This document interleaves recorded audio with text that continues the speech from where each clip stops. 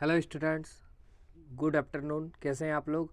तो आज जो है आपका क्लास 12 का इकोनॉमिक्स का इम्पोर्टेंट क्वेश्चन लेके आए हैं। इसमें टॉप 100 क्वेश्चन है और आप लोग जानते होंगे क्वेश्चन बैंक और मॉडल पेपर कितना ज़रूरी है हम लोग के एग्ज़ाम के लिए। तो एग्ज़ाम में जाने से पहले इसको जल्दी से अच्छा से 2-3 बार देख लें और एग्ज़ाम में अपना मार्क्स को बढ़ाएं। चलिए देखिए, शुरू करते हैं। ये बहुत ही इम्पोर्टेंट है। पहला क्वेश्चन आपके स्क्रीन पर।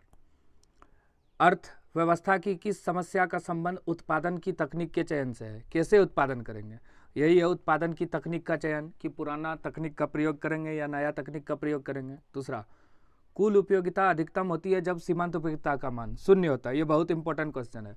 कुल उपयोगिता अधिकतम उस समय होगा जब सीमांत उपयोगिता का मान शून्य होता है। उल्टा भी पूछ सकता है, जब सीमांत उपयोगिता शून्य है तो कुल उपयोगिता क्या होगी? अधिकतम। समानता एक उदासीन वक्र होता है। उदासीन वक्र जो होता है मूल बिंदु की ओर उत्तल होता है। सामान्यता एक मांग वक्र की ढाल होती है। मांग वक्र की ढाल क्या होगी? ऋणात्मक होगी। एक सरल रेखा मांग वक्र के मध्य बिंदु पर मांग की लोच होगी। तो यहाँ पे मांग की लोच क्या होगी? ये 1 के बराबर होगी।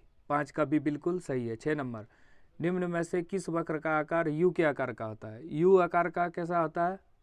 औसत स्थिर लागत, औसत परिवर्तनशील लागत, सीमांत लागत या औसत उत्पादन।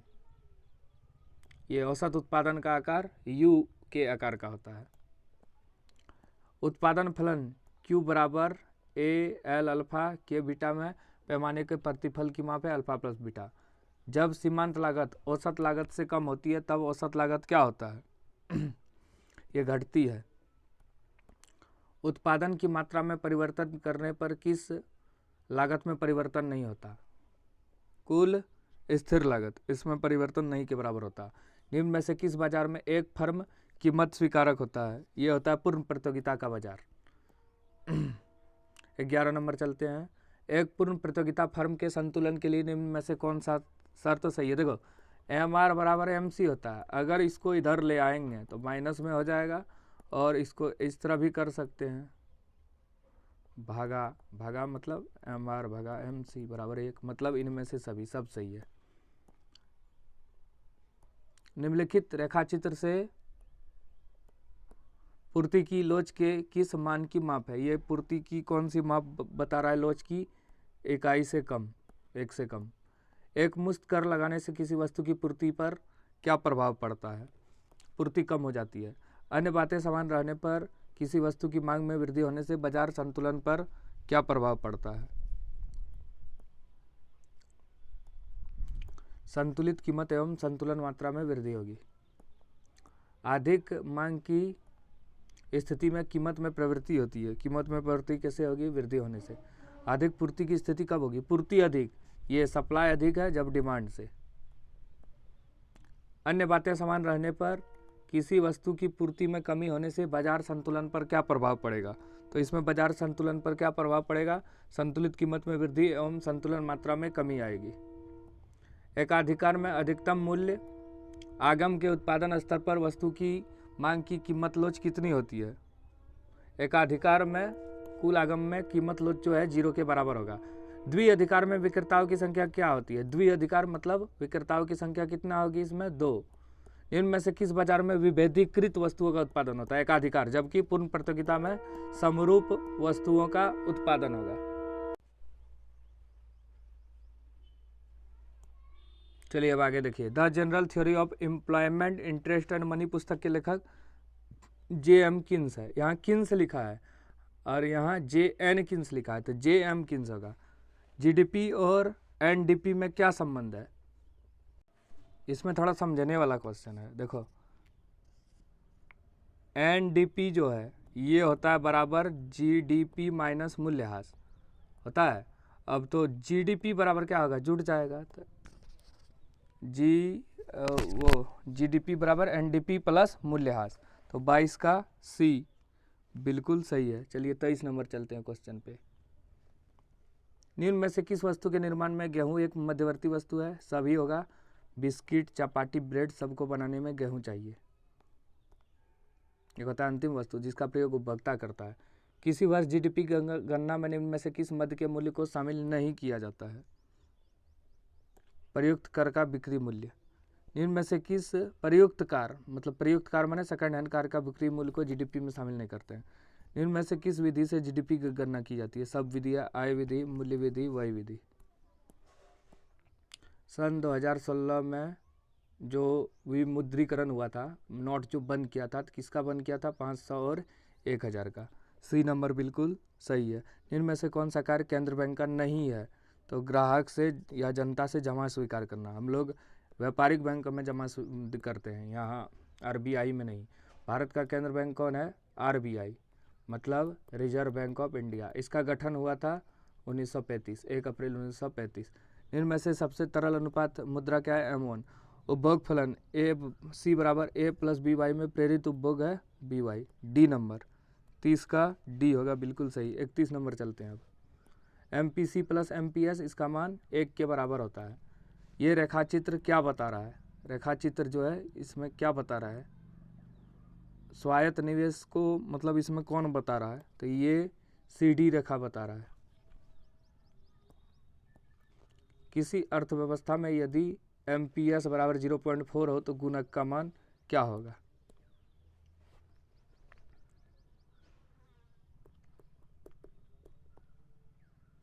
दो 2.5 होगा।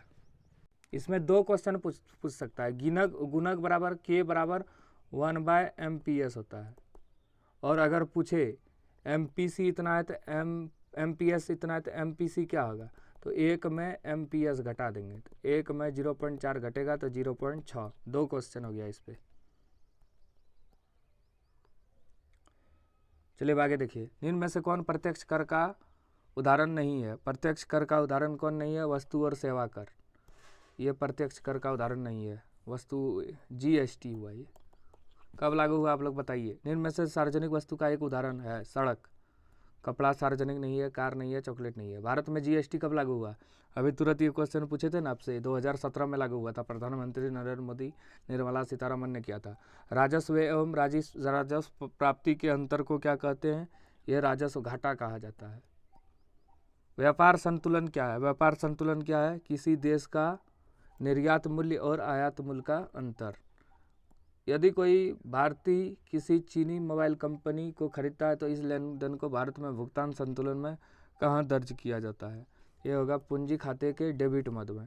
इनमें से कौन सा मद भुगतान संतुलन के चालू खाते का एक घटक है? वस्तुओं का निर्यात। हो गया। चलिए अब आगे चलते हैं। चलिए आगे क्वेश्चन देखिए। उत्पादन संभावना वक्र का ढाल गिरता है, तो उत्पादन संभावना वक्र का ढाल कैसे होगा? बाएं से दाएं, ऊपर से नीचे की ओर। सीमांत उपयोगिता को ज्ञात किया जाता है del TU by del Q। नीचे दिए गए रेखाचित्र में मांग की लोच है। ये मांग की लोच क्या बता रही है? ये बिंदु पे पूछा है, तो ये क्या होगा? इकाई लोचदार। आगत को निर्गत में परिवर्तन करने की प्रक्रिया को क्या बोलते हैं? इसे बोला जाता है उत्पादन। किसी परिवर्तनशील साधन L का औसत उत्पादन ज्ञात करने का सूत्र है, तो क्या होता है? Q/L, क्वांटिटी बटे लेबर। 5 का ए बिल्कुल सही है। 6 नंबर पे चलते हैं। पूर्ति के नियम को निम्न में से कौन सा फलन प्रदर्शित करता है?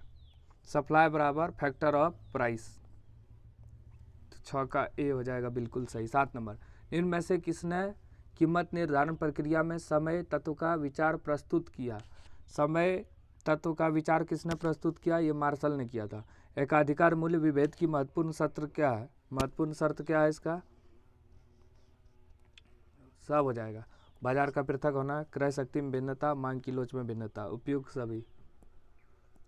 प्रतिस्पर्धा रहित बाजार में मांग वक्र क्या होता है? एकाधिकार बाजार में प्रतिस्पर्धा कम होती है, तो इसमें औसत आगम वक्र के बराबर। The general theory of employment, interest and money. इस पुस्तक के लेखक कौन है? यह है JM किन्स। किसी देश में दिए गए वर्ष में उत्पादन के साधनों के द्वारा उत्पादित अंतिम वस्तु और सेवाओं के बाजार मूल्य को क्या कहा जाता है?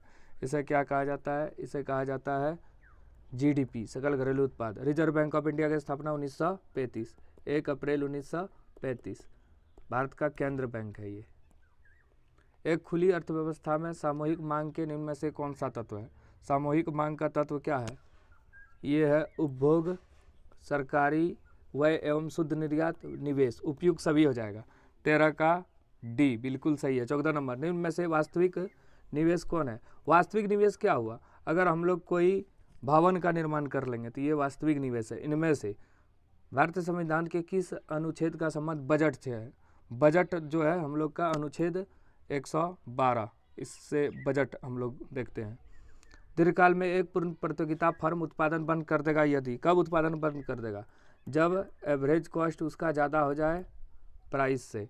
प्रत्यक्ष कर के अंतर्गत निम्न में से किसे शामिल किया गया है? देखो, उपहार कर आय कर दोनों होगा तो ए और बी दोनों, सी नंबर आंसर हो गया। अंतर्राष्ट्रीय मुद्रा कोष की स्थापना, अंतर्राष्ट्रीय मुद्रा कोष की स्थापना 1944 में हुई थी, ये आंसर गलत है, ये होगा। निम्न में से किस परिस्थिति में मुद्रा की पूर्ति में कमी हो सकती है? मुद्रा की पूर्ति में कमी कैसे हो सकती है? अगर बैंक दर में कमी हो जाए, हाँ बैंक दर में कमी हो जाए तो मुद्रा की पूर्ति में भी कमी आएगा। भारत में वित्तीय वर्ष है 1 अप्रैल से 31 मार्च, बजट जो पास होता है। भारत का वित्तीय वर्ष क्या है? 1 अप्रैल से 31 मार्च। पूंजीवादी अर्थव्यवस्था के संबंध में इनमें से कौन सा कथन सही है? पूंजीवादी अर्थव्यवस्था में कौन सा कथन सही है? उत्पादन का उद्देश्य जो है जन कल्याण होना चाहिए, निजी लाभ नहीं। मान लिया जाए एक देश में 2 लाख व्यक्ति रोजगार में संलग्न है, 10,000 व्यक्ति कार्य करने की इच्छुक है लेकिन उन्हें काम नहीं मिलता, तो बेरोजगारी की दर क्या है? 10,000 आदमी है, 2 लाख आदमी में इकाई दहाई सैकड़ा हज़ार, इकाई दहाई सैकड़ा हज़ार, 10,000 लाख, और दर निकालना है। 100 से भाग देंगे, 2 जीरो 2 जीरो खत्म, 3 4 जीरो, यहाँ भी 4 जीरो खत्म। गलत कर दिए क्या? पहले 10,000, इकाई दहाई सैकड़ा हज़ार, 10,000, 2 लाख, इकाई दहाई सैकड़ा हज़ार, 10,000, लाख, 10 लाख। 100 से गुना करेंगे, इधर 2 जीरो, 2 4 जीरो, इधर भी 4 जीरो खत्म।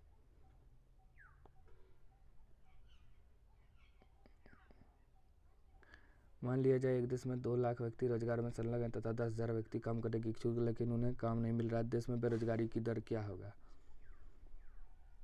इकाई दहाई सैकड़ा हज़ार, 10,000, 10 लाख, इकाई दहाई सैकड़ा हज़ार, 10,000, लाख, 10 लाख, सॉरी 2 लाख है, हम 20 लाख ले लिए थे, सॉरी। इकाई दहाई सैकड़ा हज़ार, 10,000 बटे इकाई दहाई सैकड़ा हज़ार, 10,000, लाख, गुना 100 करेंगे। इधर 4 जीरो, 2 6 जीरो, 2 4 5,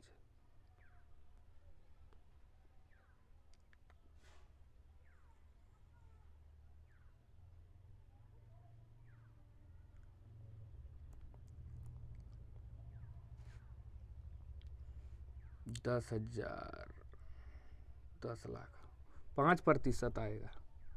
इकाई दहाई सैकड़ा हज़ार, 10,000 कितना में? 2 लाख में। इकाई दहाई सैकड़ा हज़ार, 10,000, लाख, 2 लाख हो गया।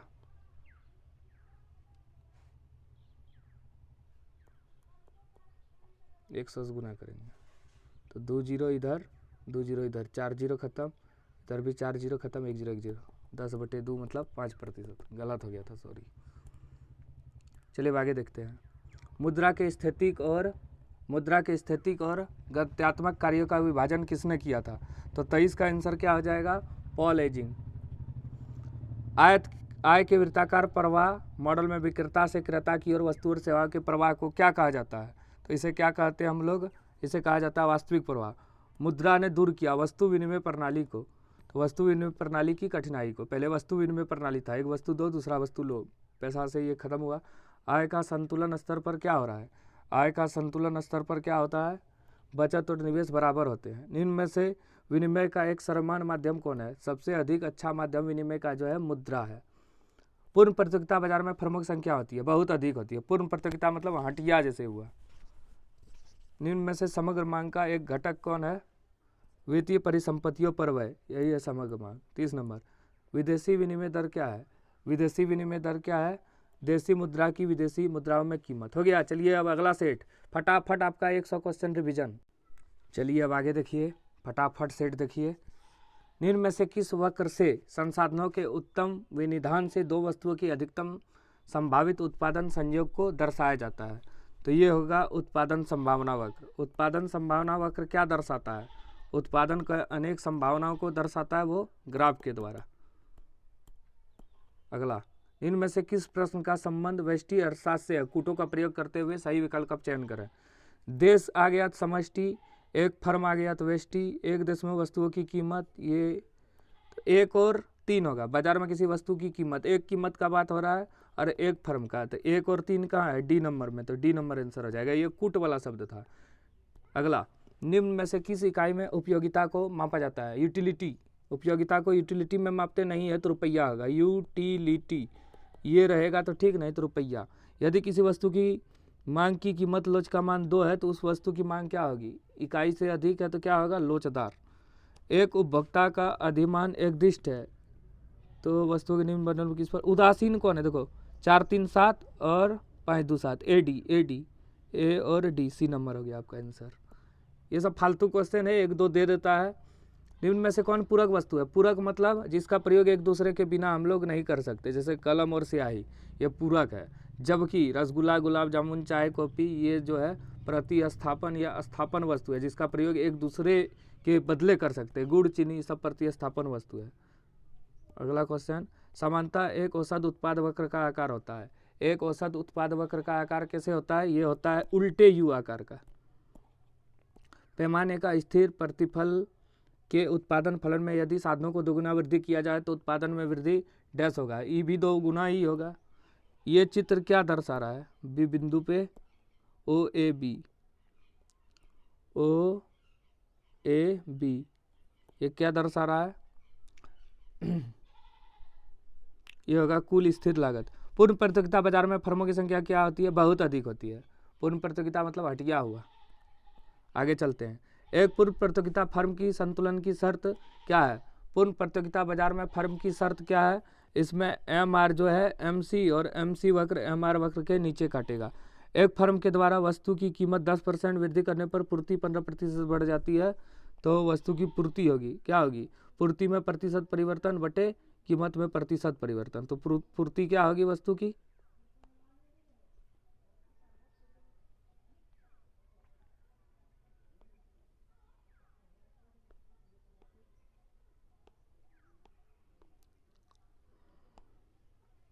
चलिए 12 नंबर क्वेश्चन था,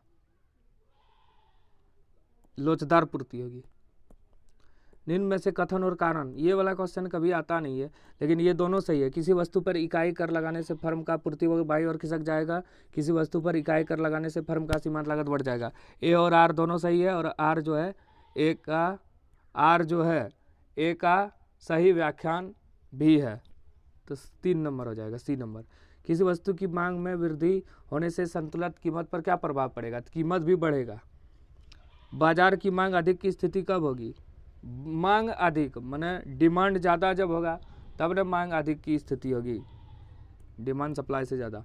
पूंजीवादी अर्थव्यवस्था के संबंध में निम्न में से कौन सा कथन सही है, पूंजीवादी अर्थव्यवस्था में कौन सा कथन सही होगा, पूंजीवादी अर्थव्यवस्था में कौन सा कथन सही होगा, उत्पादन के साधनों पर निजी स्वामित्व। 17 नंबर, मान लिया जाए एक देश में 2 लाख व्यक्ति रोजगार में संलग्न है और 10,000, अभी तुरंत बताए थे ये अगला सेट में 5% आंसर आया था, 10,000 बटे 2 लाख गुना 100। अर्थशास्त्र की भाषा में निवेश शब्द से क्या अभिप्राय है, अर्थशास्त्र में हम लोग निवेश शब्द से क्या समझते हैं, पूंजीगत वस्तुओं के स्टॉक में वृद्धि।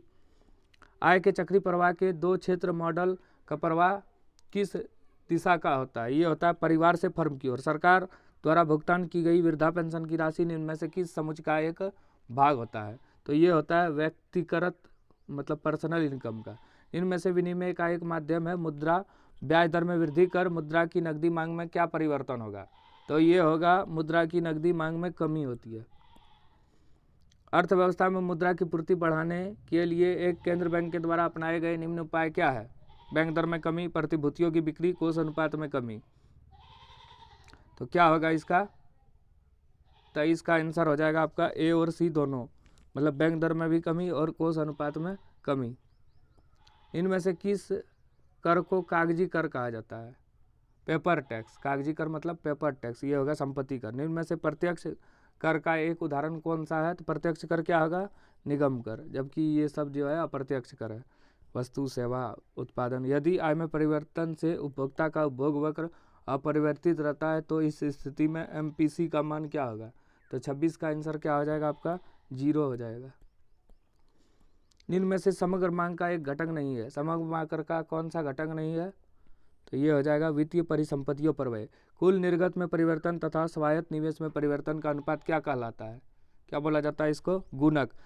विदेशी विनिमय दर क्या है? वही जिस दर पर विदेशी मुद्रा का क्या किया जाता है? एक्सचेंज किया जाता है। तो ये होगा देशी मुद्रा से विदेशी मुद्रा की कीमत एक्सचेंज करना।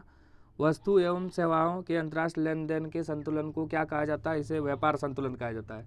ठीक है, आपका ये हो गया टॉप 100 क्वेश्चन। टॉप 100 क्वेश्चन आप इसको एग्जाम से देखिए, एग्जाम से पहले देखिए, आपका 15 से 20 क्वेश्चन यहाँ से फंसेगा। और क्वेश्चन बैंक वाला वीडियो देख लीजिए और प्रोजेक्ट परक जो बनाया है उसको भी आप लोग देख सकते हैं। ठीक है, थैंक यू।